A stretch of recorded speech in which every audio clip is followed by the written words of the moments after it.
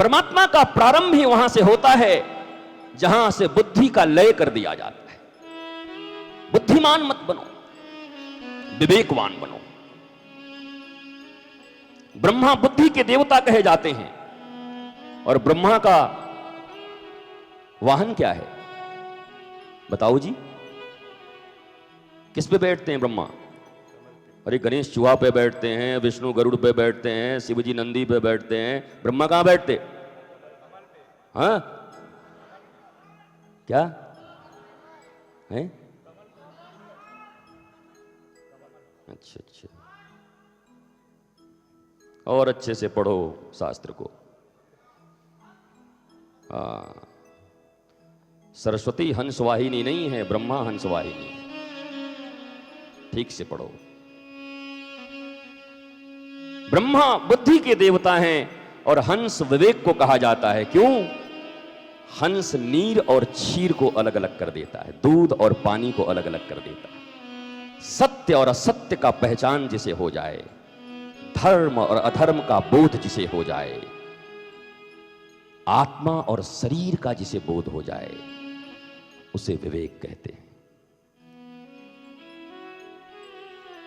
ब्रह्मा भी जब हंस से उतरे तो सरस्वती के पीछे भाग गए, विवेक चूक गया। जब हंसारूढ़ होते हैं, बुद्धि जब विवेक की सवारी करती है, तब सृष्टि किया जाता है। और बुद्धि जब विवेक की सवारी छोड़ देती है तो अपनी सृष्टि से मोह हो जाती है। ब्रह्मा और हम में यही अंतर है। ब्रह्मा ने सबकी सृष्टि की पर मोह नहीं रखते, पालन विष्णु करते और शिवजी डमरू बजा के सबको ले जाते। एक ही बार ब्रह्मा को मोह हुआ अपनी सृष्टि से, सरस्वती, और जिसके कारण आज भी उनको अपमान झेलना पड़ता है। पर हमने जो जो सृष्टि की है, एक बच्चा पैदा किया, एक बेटी पैदा की, एक भाई है हमारा, एक दोस्त बनाया, 2 नौकर लाए, और सब पे हमारा अधिकार। तुम मेरे हो, जा नहीं सकते मुझसे। तुम सृष्टि करो, बुरी बात नहीं है, पर उस सृष्टि से मोह मत रखो। ब्रह्मा ये सिखाता है, शास्त्र ये सिखाता है। माफ करना, मंदिर जाने में और भक्ति में बड़ा अंतर है। हर मंदिर जाने वाला आदमी भक्त ही हो ये मत कह देना, नहीं तो हिरण्यकश्यपु और रावण से ज्यादा न कोई मंदिर गया, न कोई तपस्या किया। भारतवर्ष के इतिहास में, सनातन परंपरा में हिरण्यकश्यपु से ज्यादा तपस्या आज तक किसी ऋषि ने भी नहीं की। दीमक खा गए शरीर को साहब। अगर तपस्या से ही ऋषि बनते हैं और बड़े होते हैं तो भारतवर्ष को हिरण्यकश्यपु की पूजा करनी चाहिए, मंदिरों में बिठाना चाहिए उनको, क्योंकि तपस्वी हैं। ओम ब्रह्मदेवाय नमः, ओम ब्रह्मदेवाय नमः। क्या कमी है?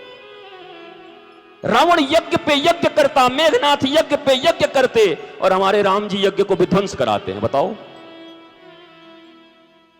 राम का काम है यज्ञ करवाना कि विध्वंस कराना?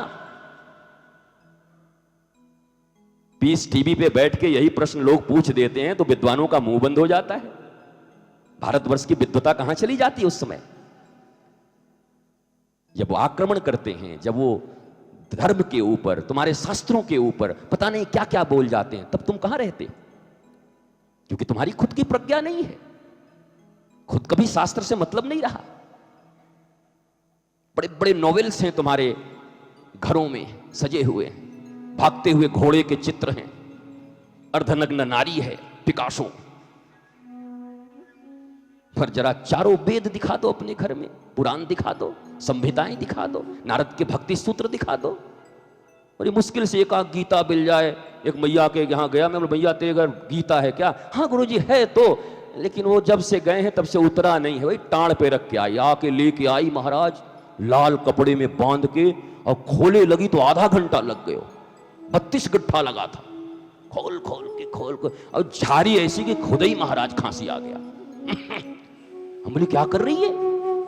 बोले नहीं, वो रोज इनकी अगरबत्ती और चावल से हम लोग पूजा करते हैं। वाह मैया वाह, क्या बात है। तो ये गीता की पूजा कर रही है, रामायण की पूजा कर रही है।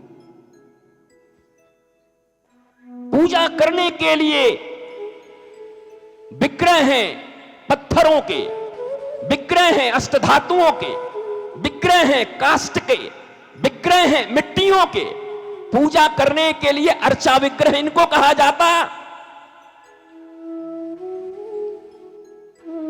भगवान के अनेक अवतार हैं, उनमें एक शब्दावतार भी है।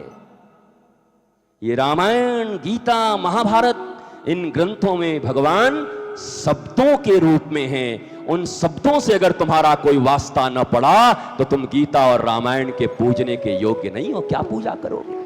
उसके भीतर क्या है? गीता की पूजा चल रही है, करो, बुरा नहीं है। क्या ग्रंथों का अपमान करोगे, लात मारोगे? पर यह प्रतीक पूजा है। ये तो ऐसी पूजा हो गई कि पिताजी मैं आपको सुबह प्रणाम करूंगा, शाम को करूंगा, दोपहर करूंगा, और बात तुम्हारी एक नहीं मानूंगा। अबे दारी के ऐसो पूजा से का लाभ है? तो मत कर पूजा।